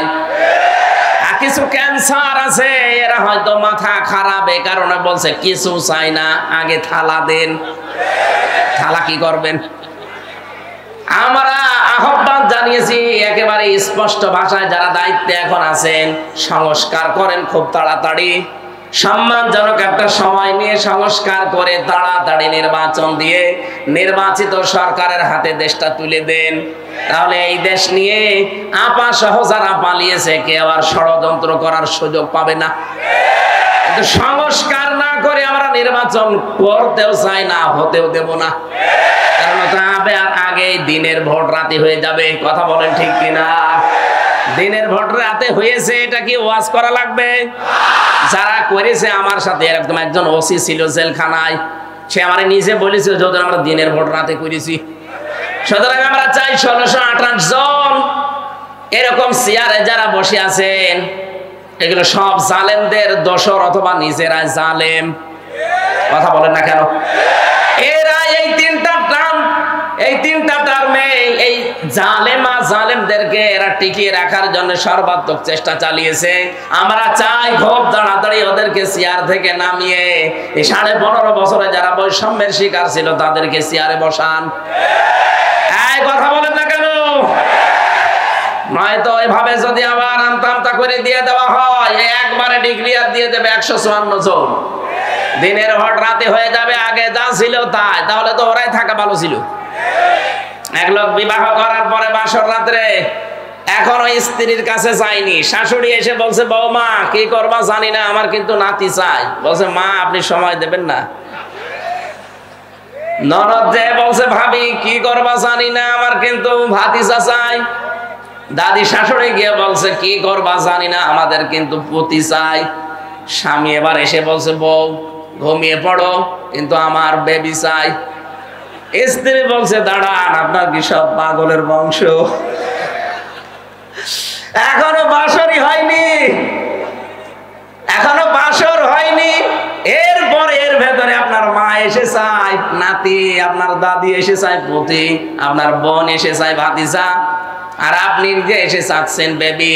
আমি কেগুলো ডাউনলোড করে নিয়ে আসবো, সময় দেবেন না? আগে অন্তত বাসর হোক, অন্তত 10 মাস 10 দিন সময় দেন, তারপরে যে যা চেয়েছেন সবগুলোই দেব, কিন্তু আমার 1 বছর সময় দেওয়া লাগবে। কথা বলেন ঠিক কিনা? আরে ভাই, যারা দায়িত্ব নিয়েছে এরা তো একটাও রাজনীতিবিদ না, সব ব্যবসায়ী, এক একজন এক এক দিকের। তাই আপনি 1 বছরও সময় দিলেন না, বেবি ডাক শুনবেন কি করে? এই জন্য আমরা কাঙ্ক্ষিত মানের সময় দিতে চাই, সম্মানজনক সময় নিয়ে তারা খুব তাড়াতাড়ি সংস্কার করে এদেশে এমন জায়গায় নিয়ে যাক যেন আমার ভোট আমি দেব, যাকে খুশি তাকে দেব। কথা বলছি আমার ভাইরা, বিশ্বনবী মুহাম্মদ রাসূলুল্লাহ, আল্লাহ রাব্বুল আলামিন তাকে ডাক দিয়ে বললেন, হে নবী, আপনি আমার কাছে এই দোয়াটা করেন যে আমি রাষ্ট্রীয় ক্ষমতা চাই। আজ যারা এই দেশে এই কথা আহ্বান জানায় আপনাদেরকে যে আমরা রাষ্ট্রীয় ক্ষমতায় যেতে চাই, কারণ আমরা এই কোরআনে কারীমকে প্রতিষ্ঠা করতে চাই, ওদের মনের ভেতরে যদি দুনিয়ার কোনো কামনা বাসনা থাকে, আপনি মাস্ট বি তার পেছনে থাকবেন না। এই কথা বুঝতেছেন? কারণ এই মানুষগুলো অলরেডি শপথ নেওয়ার সময় আল্লাহকে কথা জানিয়েই দিয়েছে, ইন্না সলাতি ওয়া নুসুকি ওয়া মাহইয়ায়া ওয়া মামাতি লিল্লাহি রাব্বিল আলামিন। আমার নামাজ, আমার কুরবানি, আমার বেঁচে থাকা, আমার মরে যাওয়া আমি সব আল্লাহকে দিয়ে দিয়েছি। সুতরাং এই শপথ যারা পাঠ করে এই মানুষগুলো নিজের জন্য অন্তত কিছু করবে না। যদি করে সে মুনাফিক হয়ে কিয়ামতে উঠবে, কারণ সে আল্লাহর কাছে অঙ্গীকার দিয়েছে। কথা বলেন না কেন? যারা অঙ্গীকার আবদ্ধ হয়েছে, আপনি মাস্ট বি তাদের পেছনে থাকবেন। কারণ ওই মানুষগুলো তার জীবন মরণ, নামাজ, ত্যাগ, তিতিক্ষা, কোরবানি অলরেডি আল্লাহকে দিয়ে দিয়েছে, ঘোষণা দিয়েছে। এই এরা এত আওয়াজ করে কেন?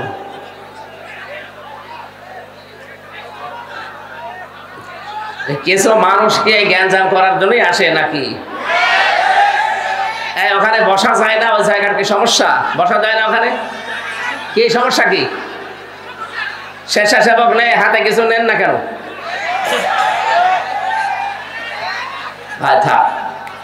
সুবহানাল্লাহ, আলহামদুলিল্লাহ, লা ইলাহা ইল্লাল্লাহ, লা ইলাহা ইল্লাল্লাহ, মুহাম্মাদুর রাসূলুল্লাহ। পাবনাবাসী স্ত্রী অভয় দিচ্ছে এই কথা বলে যে আপনি ভয় পাবেন না, কারণ যারা সম্পর্ক ঠিক রাখে এদের ভেতরে কোনো ভয় আল্লাহ রাখে না। আজ বাংলাদেশে যারা সত্যি রক্তের সম্পর্ক, যারা আত্মীয়তার সম্পর্ক ঠিক রাখে, আপনি তাদেরকে দেখবেন এই মানুষগুলো ভয় ভীতির ঊর্ধ্বে উঠে গেছে, এদের ভেতরে কোনো ভয় নেই।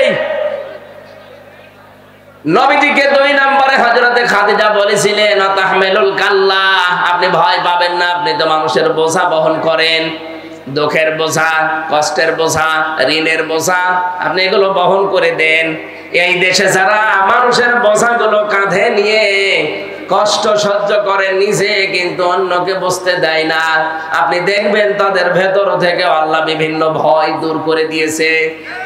আর যারা মানুষকে বোঝা আরো দিয়ে গেল, কষ্টের বোঝা, দুঃখের বোঝা, ঋণের বোঝা, তাদের ভেতরে কত রকমের ভয় আমার আল্লাহ চাপিয়ে দিয়েছে। কথা বলেন ঠিক কিনা? এত ভয় তাদের ভেতরে আল্লাহ ঢুকিয়েছে যে খাবার খাবে সে সময় ভয়তে পায়নি। এমনকি 5 মিনিট সময় দিয়েছে, তাও জনগণ তাকে দিতে চায়নি। তাড়াতাড়ি ভাগেন, ভয়তে তাড়াতাড়ি ভেগে গেছে।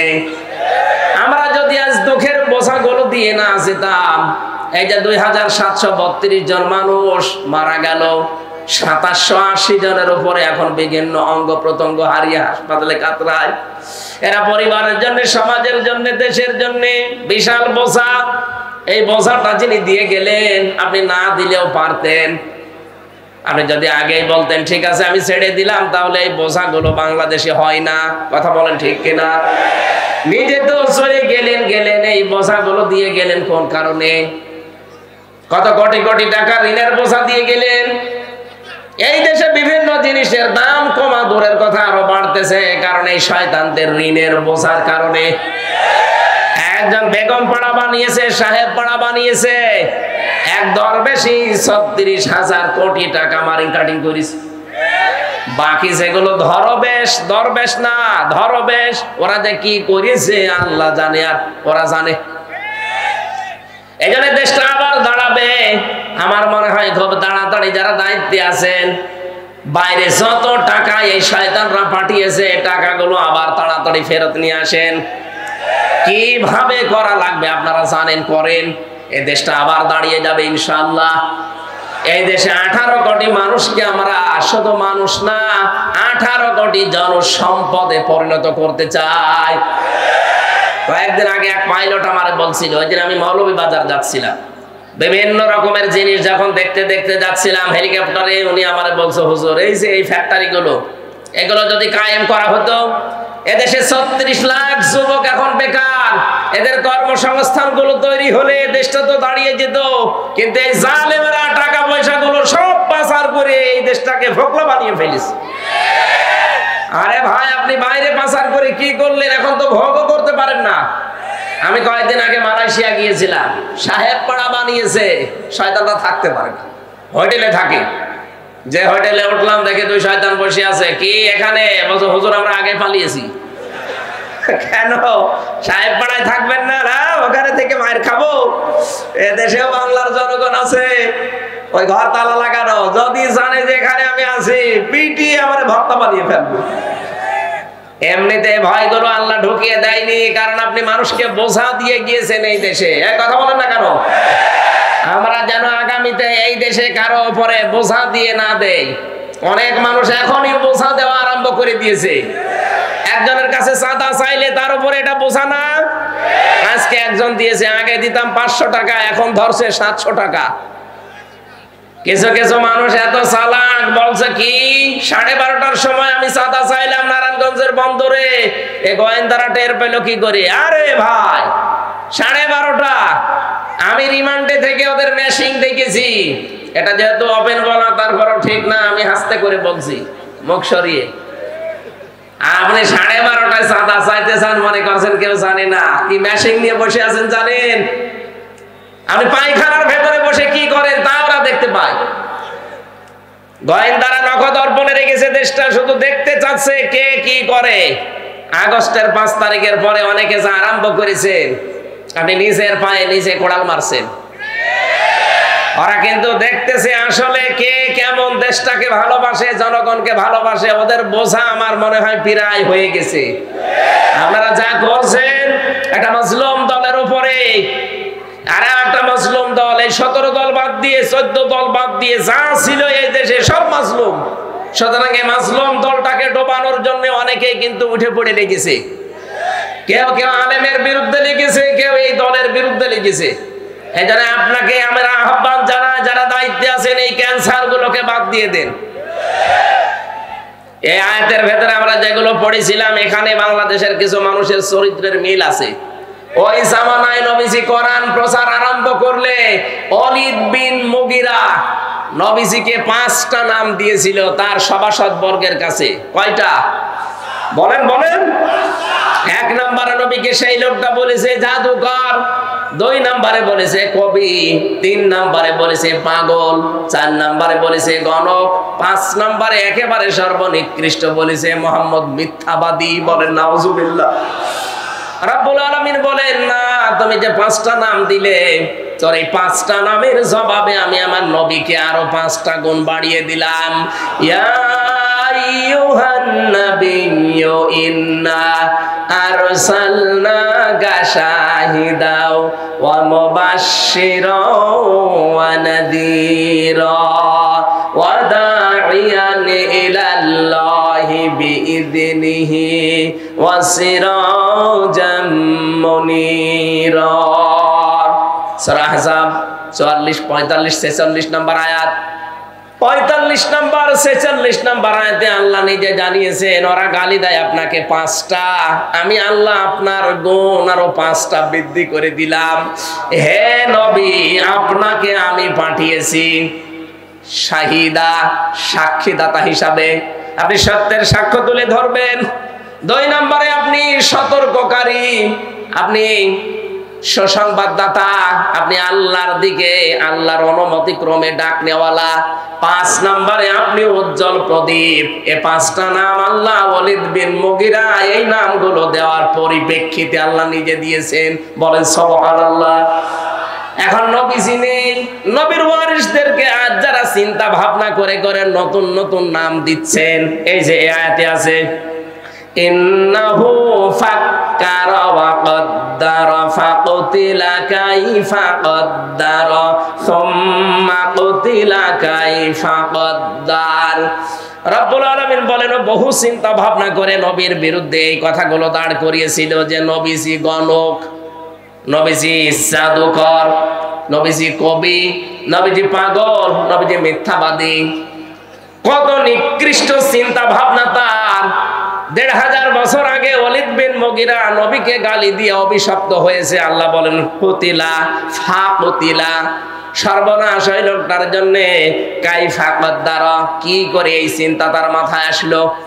আজ বাংলাদেশে কত রাজনৈতিক দলের নেতা দেখছি আলেমদেরকে এখন কোরআন প্রচারের কারণে ধর্ম ব্যবসায়ী বলে গালি দিচ্ছে। 1500 বছর আগে ওরা নবীকে গণক বলেছে, জাদুকর বলেছে, এখন ধর্ম ব্যবসায়ী বলছে, কথা প্রায় একই। আমার তো মনে হয় নবীজি যদি এই মুহূর্তে এই দেশে আসতেন ধর্ম প্রচার করার জন্য, যারা জালেমদেরকে নবীর উত্তরাধিকারীদেরকে ধর্ম ব্যবসায়ী বলে গালি দেয়, আমার মনে হয় ওরা নবীজিকেও ধর্ম ব্যবসায়ী বলে গালি দিত। আল্লাহ পাক বলেন সুম্মা কুতিলা কাইফা কদ্দারা, আমি আবার বলছি ওরা সর্বনাশ, ওদের জন্য ধ্বংস, সর্বনাশ, ওদের উপরে লানত, আমি আল্লাহর বরদোয়া। যারা এই শব্দগুলো আবিষ্কার করে, আজ বাংলাদেশে যারা আলেমদের নামের শেষে আগে কত রকমের শব্দ আবিষ্কার করছেন, কেউ আলেমদের নামের আগে পরে লাগিয়ে দেয় এটা তেতুল হুজুর। কথা বলে না কেন? আল্লামা দেলাওয়ার হোসাইন সাইদির নাম তারা পাল্টিয়ে দিয়ে দিয়েছে দেলু শিকদার। দেলু শিকদার দেয়নি, শহীদ আব্দুল কাদের মোল্লা তার নামও পরিবর্তন করে দিয়েছে কসাই কাদের। আসল নামে বিচার করলে আপনি তাকে পেতেন না, কারণ সেই সময় সে ছাত্র ইউনিয়ন করত। আপনি তার নাম পাল্টিয়ে বিচার করে এমন জায়গায় পাঠিয়ে দিলেন, আল্লাহ যেন তাকে শাহাদাতের মর্যাদা নসিব করেন, বলেন আমিন। কয়েকদিন আমি আগে ফরিদপুরের ওই জায়গায় গিয়েছিলাম, সদরপুর থানা, শহীদ আব্দুল কাদের মোল্লা রহমতুল্লাহ আলাই। এলাকার মানুষগুলো এখনো পর্যন্ত তার নাম নিয়ে কান্নাকাটি করে। আর আপনার মনের ভেতরে কি একটু কিছু আসলো না? নামগুলো পরিবর্তন করে করে আপনি এই কঠিন সিদ্ধান্ত নিয়ে ফেললেন। এখন আমার মনে হয় এই দেশে যারা আসবে, এই জালেমদের নাম পরিবর্তন না, আসল নামের উপরেই বিচার করা সম্ভব। এরা যদি একজন মানুষ হত্যার দায়ে তাকে হত্যা করে ফেলতে পারে, আপনি তো মানুষ মেরেছেন 2732 জন, 275টা মার্ডার মামলা অলরেডি হয়ে গেছে আপনার নামে। একজন মানুষ মারলে যদি একজনকে মেরে ফেলা যায়, 275টা মামলা যার নামে, তাকে 275 বার মারা যাবে। এমনি তো মরে গেছে, ও ছাতা মারবেন কবে আবার? এই জন্য মানুষের বিরুদ্ধে যে নাম তৈরি করে, বিশেষ করে নবীদের, নবীর উত্তরাধিকারীদের, এদের জন্য বরদোয়া কার? আরো জোরে বলেন। 1500 বছর আগে আল্লাহ যদি এই বরদোয়া দেয়, আল্লাহ যেন এখনো এই বরদোয়াটা এই দেশে যারা বুঝে শুনে আলেমদের বিরোধিতা করে তাদের উপরে লাগিয়ে দেন।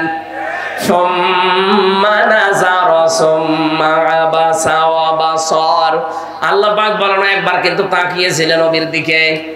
আল্লাহর নবী যখন কোরআনে কারীম প্রচার করার জন্য হজের ওই মৌসুমে বিভিন্ন তাবুতে তাবুতে তাবুতে যেতেন, হাজীদেরকে বলতেন যে এক আল্লাহর প্রতি ঈমান আনো, মূর্তি পূজা, দুর্গা পূজা ছেড়ে দাও। তখন ওই লোকটা নবীর পেছনে গিয়ে নবীর দিকে তাকিয়ে ভরু কঞ্চিত করত এবং নবী থেকে নিবৃত্ত করার চেষ্টা করত মানুষদেরকে। ওই যে 5টা নাম বললাম, এগুলো একটা একটা করে সব অ্যাপ্লাই করেছিল, কিন্তু একটাও কাজে লাগে নাই। আল্লাহর নবী মুহাম্মদুর রাসূলুল্লাহ এই যে কম্বল দিয়ে যখন তিনি আবৃত ছিলেন, তাকে ঢেকে দেওয়া ছিল, নবী যে এখান থেকে কম্বলের ভেতরে তিনি কাঁপছিলেন। আল্লাহ আয়াতগুলো নাযিল করে জানালেন, ইয়া আইয়ুহাল মুদ্দাসসির, হে কম্বলওয়ালা, কাঁপার জন্য আপনাকে আমি পাঠাইনি। কুম, দাঁড়ান, ফানজির, মানুষকে সতর্ক করেন। ও রাব্বাকা ফাকাব্বির, আপনার রবের বড়ত্বের কথাগুলো তুলে ধরেন। আমার তো মনে হয় আয়াতগুলোর কার্যকারিতা এখন বাংলাদেশে 100% দরকার। ওরা মানুষের তৈরি করা আইন কায়েম করতে গিয়ে যদি জান মাল ইজ্জত আবরু সময় সম্পদ সব ব্যয় করতে পারে, আমরা আল্লাহর বিধান কায়েমের জন্য সময় সম্পদ আমাদের জীবন ব্যয় করব, এতে ঠেকা কিসের? কথা বলে না কেন? যারা ভয় করার কথা বলা, যদি ভয় না পায়, আমাদের তো কোনো ভয় নেই। আমাদের চোখ বন্ধ হতে দেরি, আল্লাহর বানানো জান্নাত পেতে আমাদের দেরি হবে না। এতে যে যাই আপনাকে বলুক না কেন, সব মিথ্যা কথা। আপনি দিন কায়েমের জন্য শুধু কাজ করে যাবেন, মরতে দেরি হবে, আমার আল্লাহ আপনাকে জান্নাত দিতে দেরি করবে না। সূরা সাফের 10, 11, 12 নাম্বার আয়াতে এই তথ্যগুলো আছে, আপনি দেখে নেবেন। দুনিয়ায় যারা আল্লাহর বিধান কায়েমের জন্য চেষ্টা চালাবে, রব্বুল আলামিন জানিয়েছেন, হালা দুল্লুকুম আলা তিজারাতিন তুনজিকুম মিন আযাবিন আলীম। হে নবী, আপনাকে কি আমি এমন একটা ব্যবসার কথা বলবো যেটা করলে জাহান্নামের আগুন থেকে আপনি বেঁচে যাবেন? তুমিনুনা বিল্লাহি ওয়া রাসূলিহি ওয়া তুজাহিদুনা ফি সাবিলিল্লাহ বিআমওয়ালিকুম ওয়া আনফুসিকুম যালিকুম খায়রুল লাকুম ইন কুনতুম তা'লামুন। বলেন আমিন। পাবনাবাসী, আমার কথা সামারাইজ হচ্ছে, ওরা মানুষের তৈরি করা আইন এই দেশে কায়েম করতে যদি ভয় না পাই, ওরা যদি পিছপা না হয়, আমরা আল্লাহর তৈরি করা আইনে জমিনে কায়েম করতে কোনোদিন আর পিছপা হবেন? যে যেখান থেকে আছেন আপনার ওই জায়গা থেকে আপনি চেষ্টা চালাবেন।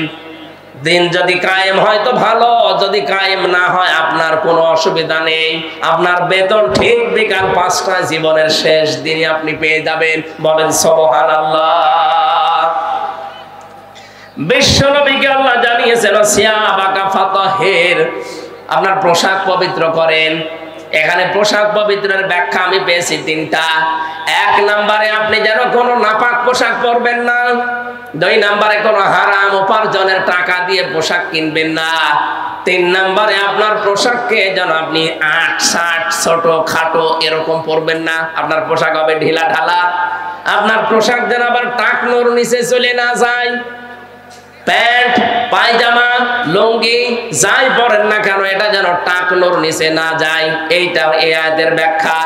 আর রজিসা ফাহাজুর, হ্যাঁ নবী, আপনি অপবিত্রতা থেকে বেঁচে থাকবেন। এখানে অপবিত্রতা বলতে মূর্তি পূজা বোঝানো হয়েছে। পৃথিবীতে যদিও আমরা মূর্তি পূজা মুসলমানেরা করি না, কিন্তু দরগা পূজা আমাদের দেশে আছে। আমাদের দেশে পীর পূজা আছে, মাজার পূজা আছে, মানুষ পূজা আছে, মানুষের ছবি পূজা করা আছে। কথা বলেন ঠিক কিনা? আমরা এই জিনিস থেকে মুক্ত থাকবো আজকে থেকে। ওয়ালা তামনুন তাস্তাকসির, বেশি পাওয়ার জন্য মানুষকে দান করবেন না।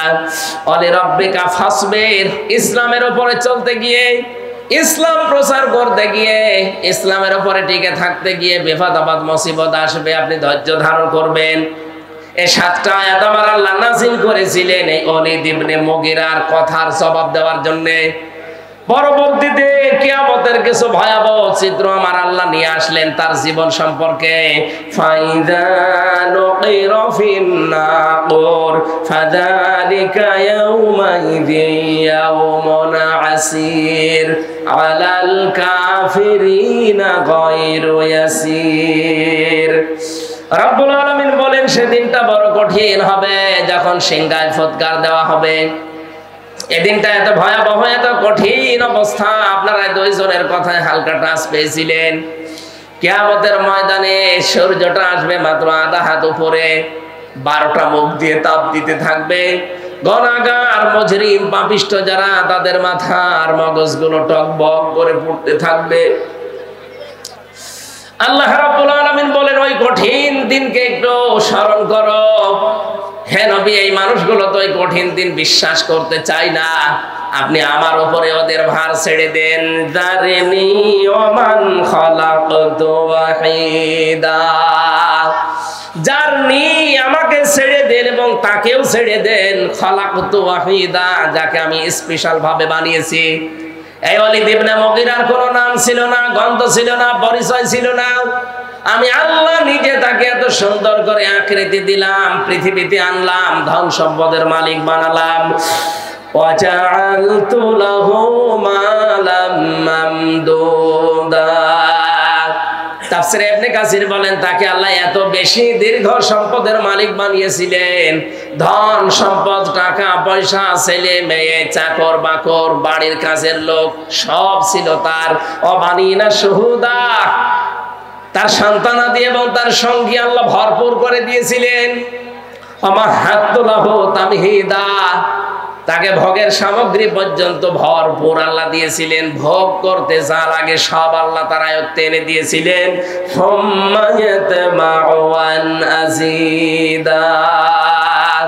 কিন্তু তার পেট ভরেনি। যত দিয়েছি ও আরো চেয়েছে। এই স্বভাব এখনো আমাদের অনেকের ভেতরে আছে না নেই? কথা বলেন না কেন? অনেক আলেমের ভেতরে, অনেক পীরের ভেতরে, অনেক ইমামের ভেতরে, অনেক মুসলমানের ভেতরে এই স্বভাবটা এখন বিদ্যমান, একেবারে বিধিবদ্ধ হয়ে গেছে। যত আছে আরো তত চাই। ইত্তাবিউ মান লা ইয়াসালুকুম আজরান ওয়া হুম মুহতাদুন। রাব্বুল আলামিন বলেন, অনুসরণ করবা দুনিয়ার মানুষেরা তাদেরকে যারা মানুষকে আল্লাহর দিকে ডাকে কিন্তু পারিশ্রমিক চায় না। 2 নম্বরে তারা নিজেরাও হেদায়েতের উপরে আছে। বাংলাদেশে এই 2টা গুণ বিশিষ্ট যারা আছে তাদেরকে অনুসরণ করার কথা জানিয়েছেন কে? আমরা আজ একদলকে দেখতে পাই, তারা নিঃস্বার্থভাবে আল্লাহর দিকে মানুষকে ডাকে কিন্তু তারা হেদায়েতের উপরে নেই। কারণ হেদায়েতের উপরে থাকতে গেলে মাস্ট বি আপনাকে কোরআন দিয়ে ডাকা লাগবে। কথা বলেন না কেন? আর কোরআন দিয়ে আমরা অনেকেই মানুষকে ডাকি কিন্তু আমরা হেদায়েতের উপরে নিজেরা নেই।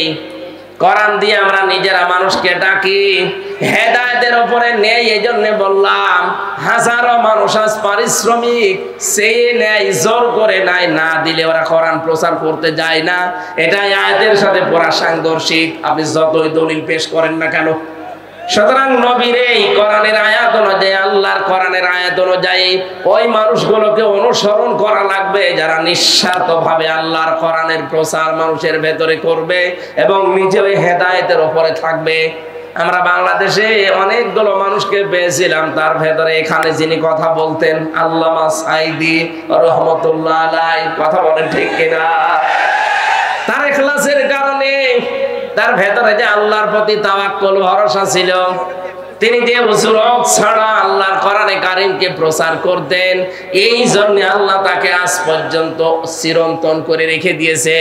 আমরা তাদের অনুসরণ করতে চাই, আল্লাহ তৌফিক দেন, বলেন আমিন।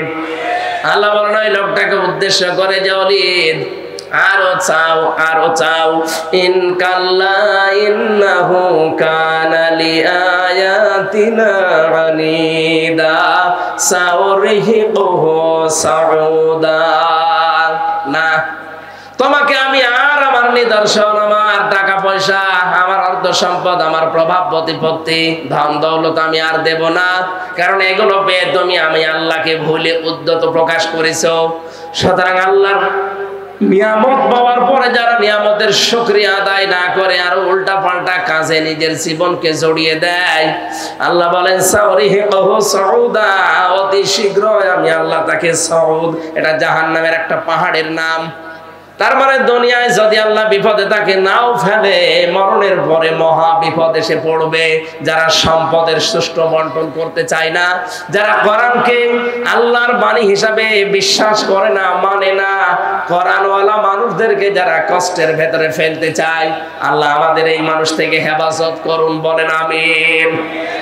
রব্বুল আলামিন এরপরে জানিয়েছেন, সুম্মা আদবারা ওয়াস্তাকবারা ফাকালা ইন হাযা ইল্লা সিহরুন ইউসার ইন হাযা ইল্লা কাউলুল বাশার সাউসলিহি সাকার ওয়া মা আদরাকা মা সাকার লা তুবকি ওয়া লা তাদার লাওয়াহাতুল লিল বাশার আলাইহা 19। ও বাংলার মানুষেরা, কোরআনের বক্তব্যগুলো সহজ সরল ভাষায় দেওয়ার পরে যাদের বিশ্বাস হয় না, যারা উল্টা দিকে মন নিয়ে চলে যান, তাদের সম্পর্কে আয়াতগুলো রব্বুল আলামিন বলেন, এই লোকটা এতবার করে, মুখ ফিরিয়ে নেয়, অহংকার করে চলে যায়, যা বলে বলুক, এরকম বহু কথা শুনেছি না। এই কথা যদি কেউ মনে করে এ কোরআন মানুষের তৈরি করা, মানুষ বানিয়েছে এটা, রব্বুল আলামিন বলেন এই মানুষগুলোকে অতি শীঘ্রই আমি সাকারে দেব। তার মানে শুধু মরতে দেরি হবে, এই সাকারে আল্লাহ ফেলে দেবে, মরণের আগেও তাদের জীবনটা সাকারময় করে দেবে, বলেন নাউজুবিল্লাহ। ওমা আদরাকা মা সাকার, আপনি জানেন এটা কি? জাহান্নামের একটা দরজার নাম। কি আছে এই দরজা দিয়ে প্রবেশ করলে? আল্লাহ পাক বলেন, লা তুবকি ওয়ালা তাদার, আস্ত ছেড়ে দেবে না, বাকিও রাখবে না, একেবারে আস্তও ছেড়ে দেবে না, বাকিও রাখবে না। লাওয়াহাতুল লিল বাশার, এই দরজা দিয়ে যারা প্রবেশ করবে আল্লাহ আগে তাদের চামড়া খসিয়ে নেবে। বাংলার মুসলমানেরা কত ভয়ঙ্কর একটা ঘর আল্লাহ বানিয়েছে। যারা সত্যকে সত্য জানার পরে অহংকার করে মুখ ফিরিয়ে চলে যান তাদের জন্য। আর বাংলাদেশে এই রোগের রোগী বেশি, কারণ এত তাফসীর মাহফিল পৃথিবীর কোন দেশে হয় না। কোরআন দিয়ে মানুষকে ডাকায় বাংলাদেশের মতো কোন দেশে আমি পাইনি। এত ডাক দেওয়ার পরেও যারা ফিরে আসতে চান না, খালি উল্টা পাল্টা মনে করে, অহংকার করে যারা উল্টা দিকে ফিরে যান, আপনার জন্য কিন্তু সাকার অপেক্ষা করছে।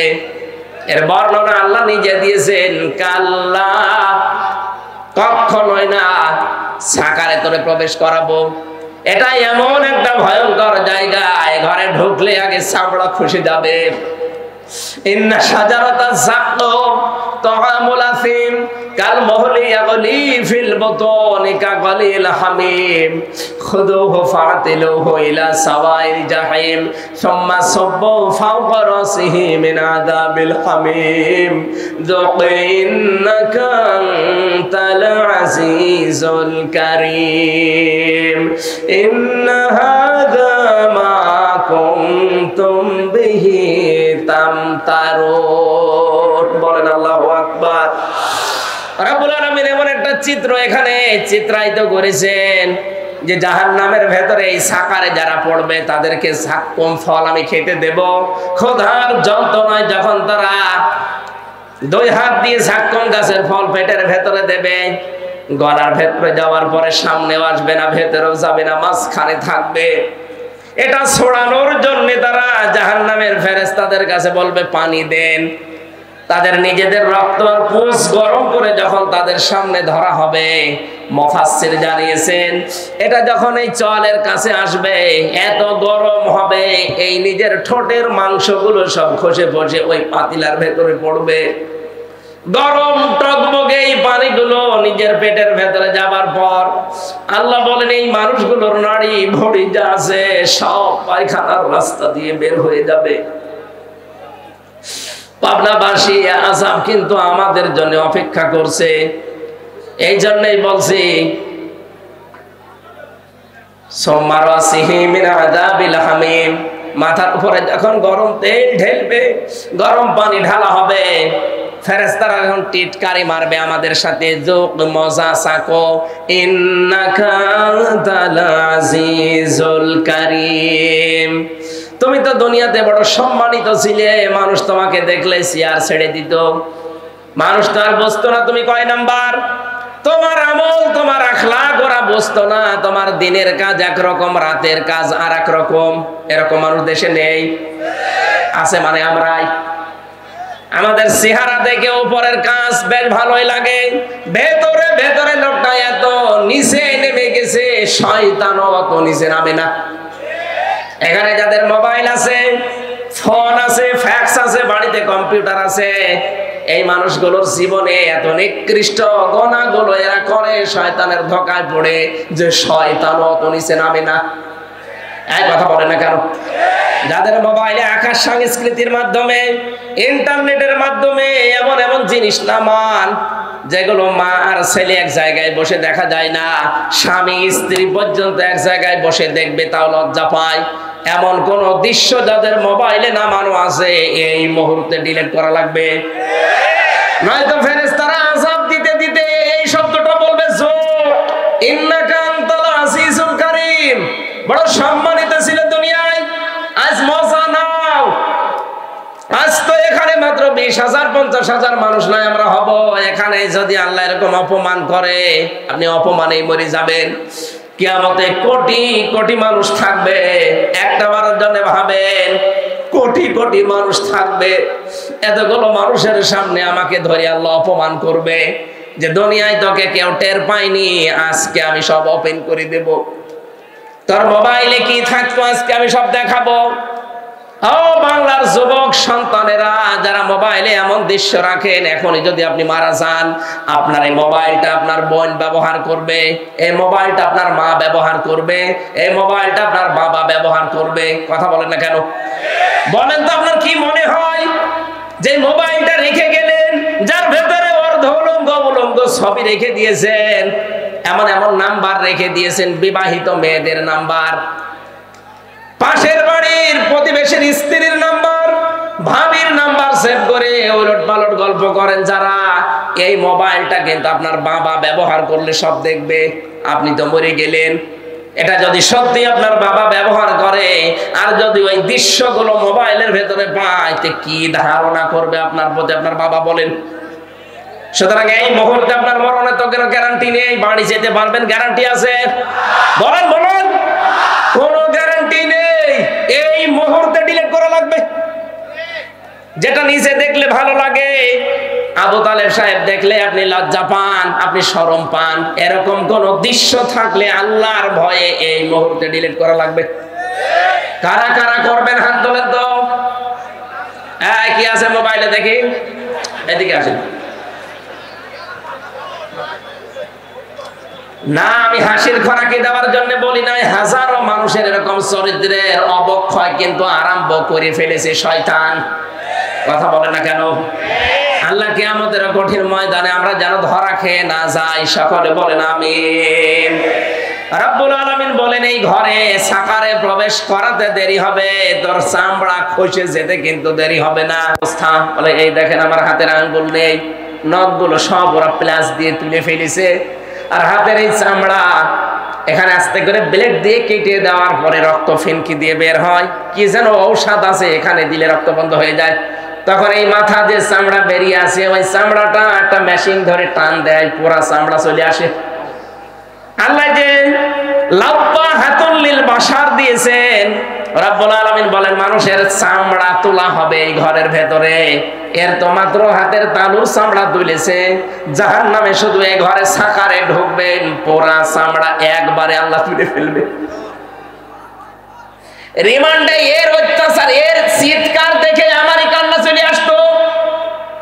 কিয়ামতের ওই কঠিন সাকারে আল্লাহ পুরা চামড়া যখন তুলবে, বলেন তো কি চিৎকার করবে লোকটা? কে করবে? আমরাই। কারণ আমরা কে সত্যকে সত্য জানার পরে, এই যে সুম্মাদ বারা ওয়াস্তাকবারা, যারা সত্যকে সত্য জানার পরে অহংকার করে মুখ ফিরিয়ে চলে যান, ওরকম বলেই থাকে, আপনার জন্য এই শাস্তি। আর আমি দেখতে পাচ্ছি বাংলাদেশে এই শাস্তিটা বেশি হবে। কথা বলেন না কেন? এই দেশে এই শাস্তিটা বেশি হবে। চোখে আঙ্গুল দিয়ে হক পথ আপনাদের আপনাদের দেখিয়ে দে। আপনার যদি বিশ্বাস না হয়, এখানে যারা আলেম আছে এদেরকে জিজ্ঞাসা করেন। কোরআনে কারীম জানিয়েছে, ওয়ালাম্মা রাআল মুমিনুনাল আহজাব ক্বালু হাযা মা ওয়া'আদানাল্লাহু ওয়া রাসূলুহু ওয়া সাদাকাল্লাহু ওয়া রাসূলুহু ওয়া মা যাদাহুম ইল্লা ঈমানাও ওয়া তাসলিমা। সূরা আহজাব 21 নম্বর পারা 19 নম্বর পৃষ্ঠা 13 নম্বর লাইনের 22 নম্বর আয়াতে আছে। তাফসীরে যে কোনটা দেখবেন এটা পাবেন। নবীজিকে আল্লাহ জানিয়েছেন, হে নবী আপনি হক দল খুঁজে পান না।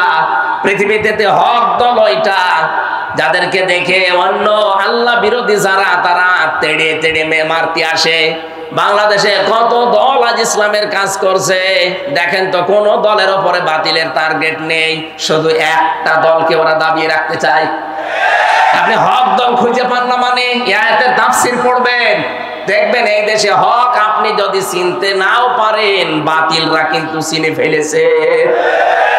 ওরা জানে যে এই দেশে আল্লাহর কোরআন কায়েম করতে চায় কারা। ওরা এটা বিশ্বাস করে যে কোনদিন তাহেরির দ্বারা এদেশে কোরআন কায়েম হবে না। ওরা বিশ্বাস করে নজিবুল বছর মজভণ্ডলের দ্বারা জীবনেও কোরআন দেশে কায়েম হবে না। ওরা বিশ্বাস করে আটরশির দ্বারা দেশে কোরআন কোনদিন কায়েম হবে না।